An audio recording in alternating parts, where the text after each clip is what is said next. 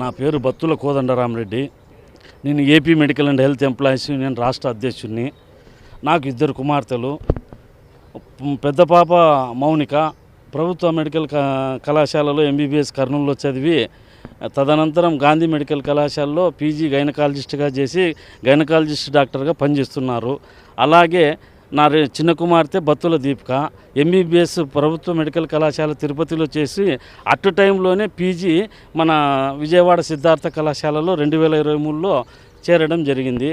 ఆ రోజు కూడా ఉదయం మా కూతురు దీపిక ఫోన్కు 2 గంటలకి తెల్లవారుజామున మెసేజ్ వస్తే ఆ రోజు మెసేజ్ వచ్చిన మరుసటి రోజు సాయంకాలం 5 గంటల లోపుగా విజయవాడ సిద్ధార్థ కళాశాలలో చేరాలని వాళ్ళు ఆదేశాలు ఇస్తే మేఘాల మీద మేము అనంతపురం నుంచి బెంగళూరు కారు వేసుకొని పోయి 4 కుటుంబ సభ్యులు విజయవాడ సిద్ధార్థ కాలేజీకి 5 గంటల లోపల చేరాలని బెంగళూరు నుంచి ఫ్లైట్లో వచ్చి 38,000 రూపాయలు ఖర్చు పెట్టుకొని 4 కుటుంబ సభ్యులు వచ్చి 5 గంటల లోపల 2023లో పీజీ అనస్థీసియా డిపార్ట్మెంట్లో ఫస్ట్ ఇయర్ విద్యార్థిగా చేర్చడం జరిగింది.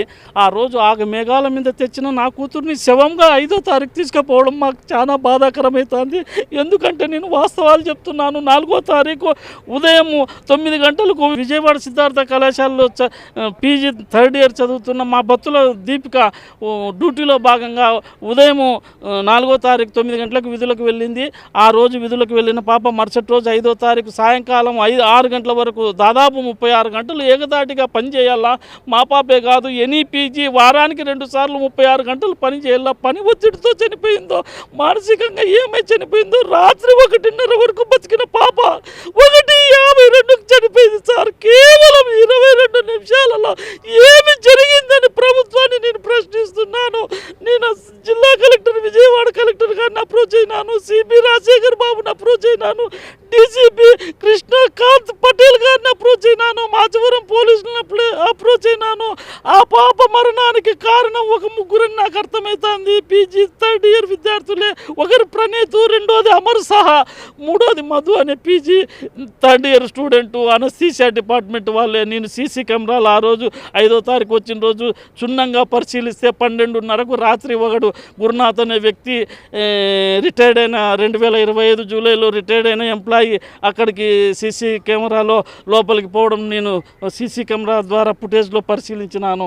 నేను అక్కడ ఉన్న సెక్యూరిటీ గార్డ్ ఆశాని ఏమ్మా మగ మనిషిని అర్ధరాత్రి పూట ఎందుకు పంపించినారు అని అడగగా అతనేమో స్టాఫ్ అనుకున్నాను సార్, నాకు తెలియదని చెప్తే అతను 63 సంవత్సరాలు కలిగిన గురునాథ్ వ్యక్తి లోపలికి పోయేటప్పుడు కూడా సడన్గా పోకోకుండా 10 నిమిషాల పాటు బయట ఇష్టాగోష్ఠిగా అక్కడ వేరే స్వీపర్తో హాస్పిటల్లో పనిచేసే వర్కర్తో మాట్లాడుతూ 10 నిమిషాలు అక్కడ బాతాకాన్ని కొట్టడం నాకు ఈ సీసీ కెమెరాలో స్పష్టంగా కనపడింది. నేను ఏం చెప్తున్నానంటే అర్ధరాత్రి పూట రిటైర్డ్ అయిన వ్యక్తి టెక్నికల్ పర్సన్ అక్కడ పోవడమే అనుమానం.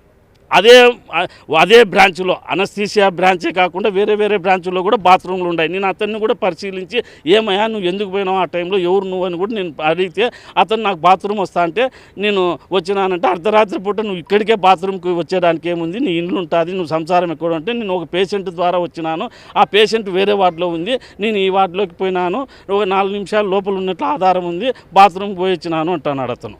వాస్తవంగా అతను బాత్రూమ్కి అక్కడికే పోయినాడు అనుకుంటే 63 సంవత్సరాల వ్యక్తి బయట 10 నిమిషాలు, ఎందుకంటే నాకు కూడా 57 సంవత్సరాలు, బాత్రూమ్ వచ్చిందంటే కంట్రోల్ చేసుకోలేం.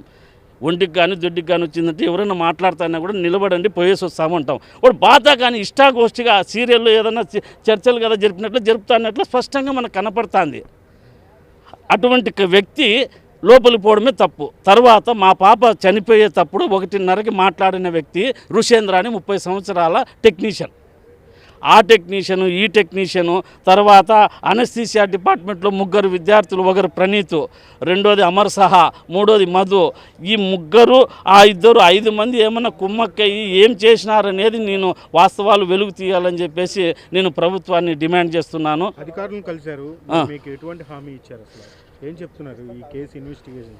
3 సంవత్సరాల పాటు విజయవాడ సిద్ధార్థ కళాశాలలో యువ వైద్యురాలు మా పాప సేవలు అందించిన దానికి మాకు అనుమానాలు ఉన్నాయని కుటుంబ సభ్యులుగా మేము ఫిర్యాదు చేసి ఈ 5వ తారీఖు 7 గంటలకు పోస్ట్ మార్టం చేపిస్తే ఈ రోజు వరకు దాదాపు 22 రోజులైనా కూడా పోస్ట్ మార్టం రిపోర్టు రాకపోవడం కూడా నాకు అనుమానాలకు దారిస్తున్నది.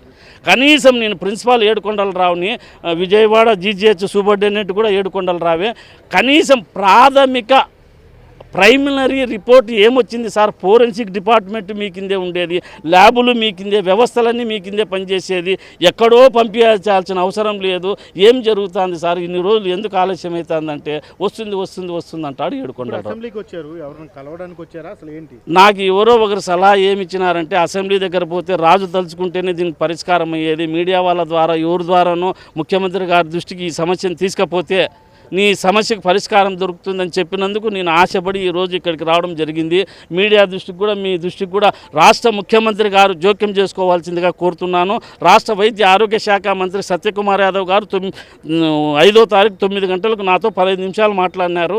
నేను సత్యకుమార్ యాదవ్ని కూడా నమ్ముతాను. నాకు కూడా ఒక ఆడకూతురు ఉంది. నీకు జరిగిన అన్యాయాన్ని నేను పూడ్చలేను, కానీ నేను మా ఉమ్మడి జిల్లాలో, నాది అనంతపురం జిల్లా, ఉమ్మడి జిల్లాకు చెందిన సత్యకుమార్ యాదవ్ మీద కూడా నాకు నమ్మకం ఉంది. నిన్న కూడా ఇందిరాగాంధీ స్టేడియంలో కూడా కలిసినాను సత్యకుమార్ యాదవ్ గారిని. మళ్ళీ ఇంటికాడికి పోతే అక్కడ పొద్దున్నే 6 గంటలకు పోతే లేడు. అసెంబ్లీలో ఏమన్నా అవకాశం ఉంటుందేమో అని కలవడానికి వచ్చినాను. వైద్య ఆరోగ్య శాఖ మంత్రి మా జిల్లా వాడే.